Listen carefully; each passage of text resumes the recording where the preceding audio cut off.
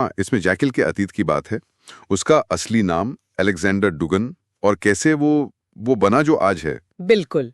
और ये भी कि उसका अतीत आज की जो जांच चल रही है उससे कैसे जुड़ा है।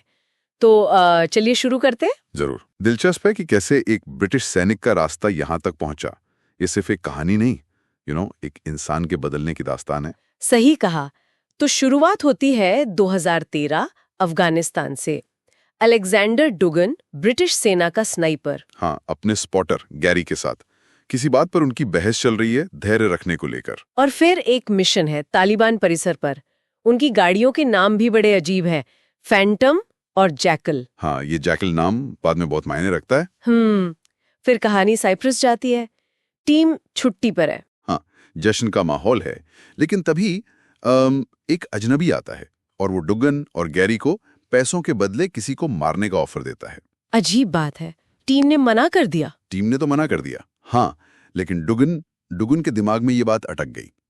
लेखक कहता है कि शायद यहीं से कुछ बदलना शुरू हुआ। और शायद बदल ही गया, क्योंकि बाद में वो काम कर देते हैं। बिल्कुल। तुर्की में पैसों के लिए एक आदमी को मार देते हैं। डुगन और गैरी काम देने वाले खुश होते हैं और काम देना चाहते हैं, पर इन्हें ड्यूटी पर लौटना होता है। तो ये उनकी पहली हत्या थी पैसों के लिए। लगता तो यही है। इसके बाद कहानी वापस अफगानिस्तान जाती है, एक और मिशन। और ये मिशन ये बहुत अहम मोड़ साबित होता है। हाँ, बहुत। डुगन और गैरी ऊपर से कवर दे रहे हैं, ओवरवॉच पर हैं।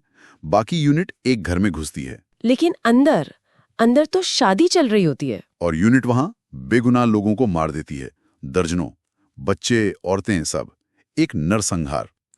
डुगन ये सब देख रहा है ऊपर से। हाँ, वो पूरी तरह हिल जाता है, उसे विश्वास नहीं होता।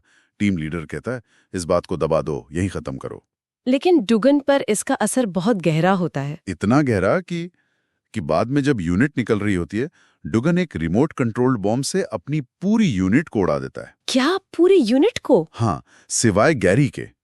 गैरी को वो कहता है कि गायब हो जा, छिप जा। ये तो अविश्वसनीय है, अपनी ही टीम को मार देना। हाँ, लेकिन इशारा करता है कि शायद ये उस नरसंहार का बदला था, या शायद वो पूरी तरह टूट चुका था। कहना मुश्किल है। बाप रे, ये समझना बहुत मुश्किल है। अच्छा, अब आते हैं आज के समय पर। यूडीसी हत्याकांड। हाँ, उसने दुनिया हिला दी है।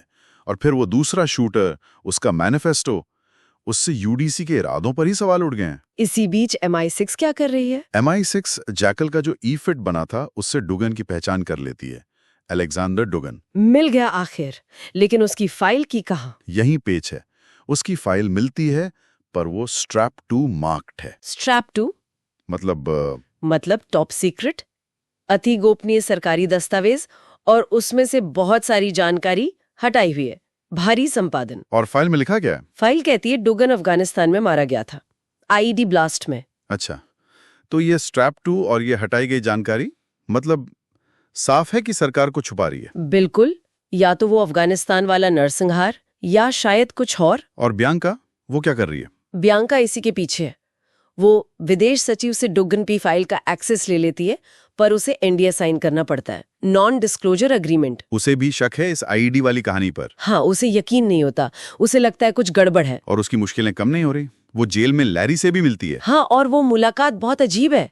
लैरी कहता है, हम एक जैसे हैं बियांका, अपने सही कारणों से मारते हैं। और फिर क्या? लैरी उसके सामने ही आत्महत्या कर लेता है। हे भगवान, बियांका के लिए ये एक और झटला। बहुत बड़ा। और उधर स्पेन में भी कुछ चल रहा है। हाँ, नूरिया, उसका भाई टीवी पर हमलावर को पहचान लेता है कि ये वही चार्ल्स हैं, जैकल, जो नूरिया के साथ था। तो नूरिया क्या करती है? वो जैकल को फोन करती है। उसकी बातों से उसका शक यकीन में बदल जाता है। जैकल उसे कहता है, अपने भाई को चुप रखो। तो अब जैकल को पता है कि नूरिया को शक हो गया है। हाँ, तो देखिए अब सारे धागे कैसे जुड़ रहे हैं। डुगन की पहचान लगभग सामने है। MI6 और बियांका उसके बहुत करीब है। नूरिया सच जान गई है। तो इन सब कड़ियों को जोड़ने पर यही लगता है कि जैकल यानी अलेक्जेंडर डुगन का अतीत बहुत ही हिंसक और उलझा हुआ रहा है। बिल्कुल। अफगानिस्तान में जो हुआ, उसका अपनी ही टीम को खत्म करना, ये गंभीर सवाल खड़े करता है। और अब जब पहचान लगभग हो गई है, बियांका फाइल तक पहुंच गई है, तो अतीत और वर्तमान का टकराव तो होना ही है। और वो टॉप सीक्रेट एडिटेड फाइल, उसमें जरूर बड़े राज दफन है, ब्रिटिश सरकार कुछ तो छिपा रही है। तो सोचने वाली बात यह है कि डुगन ने अपनी यूनिट को क्यों मारा? क्या ये सिर्फ उस शादी वाले नरसंहार का रिएक्शन था या इसके पीछे कोई और गहरी साजिश थी? और अब नूरिया का क्या होगा? जैकल का अगला कदम क्या होगा जब उसे पता है कि उसका राज खुल सकता है? हाँ, ये सवाल आगे की कहानी को और भी पेचीदा बनाते हैं। देखना होगा क्या होता है।